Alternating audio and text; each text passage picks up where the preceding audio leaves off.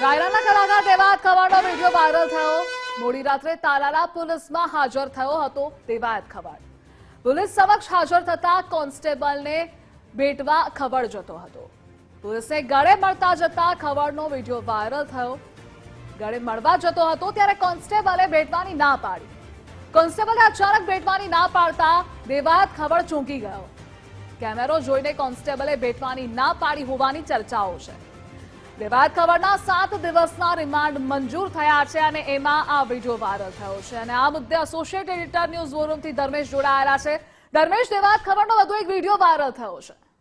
ધ્રુવિસા, દેવાયત ખાવડના જ્યારે સેશન્સ કોર્ટે ચુકાદો આપ્યો અને એમના રિમાન્ડ અને જે જામીન છે એ રદ થયા પછી એમને સરેન્ડર કરવાનું હતું, એટલે મધરાત્રે રાત્રે લગભગ 2 વાગ્યા આસપાસ દેવાયત ખાવડ સહિત જે સાથીદારો છે એ તાલાલા પોલીસ સ્ટેશનમાં હાજર થાય છે। ત્યારે જે કાર્યવાહી હોય એમાં સૌથી મહત્વનો વિડીયો જે વાયરલ સોશિયલ મીડિયામાં થયો છે, એક પોલીસ કર્મીને સામેથી ભેટી પડી, જેને કે ગળે લગાડતો હોય એવો એક વિડીયો વાયરલ થયો છે।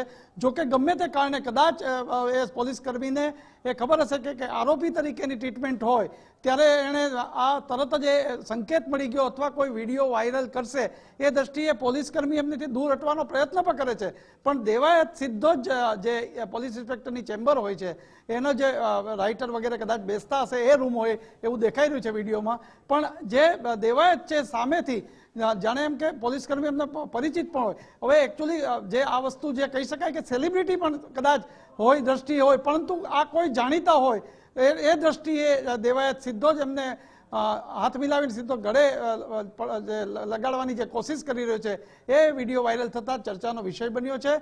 પોલીસ તંત્રની જે શિસ્તતા છે, જે વસ્તુ છે એની ઉપર શું કાર્યવાહી થાય તેના ઉપર પણ સંકેત રહેશે। પણ સોશિયલ મીડિયામાં દેવાયત ખાવડ જે પોલીસ કર્મીને જે પછી ફરજ પરના એ બેઠા છે ને ત્યાં એમની સાથેનો જે વર્તાવ છે એ વર્તાવ ચર્ચામાં છે, કારણ કે રાત્રે 2 વાગે સરેન્ડર કર્યું પછી હવે જે કહી શકાય કે 7 દિવસના રિમાન્ડ ઉપર એ આદેશ અનુસાર, સેશન્સના આદેશ અનુસાર આવી ગયા। ત્યારે તાલાળા પોલીસ સ્ટેશનમાં એમનું કોઈ જાણીતું હતું કે સેલિબ્રિટીને કારણે હતું એ કાંઈ જોવા નથી મળતું, પણ આ વાત અટકળો અને તર્ક વિતર્કો સાથે થઈ રહી છે કે પોલીસ કર્મીને કેમ એ ગળે પડ્યા, ગળે કેમ લાગ્યા, આ એક પ્રશ્ન અત્યારે ચર્ચાનો વિષય બન્યો છે। જી ધર્મેશ, જોડાવા બદલ આભાર આપનો।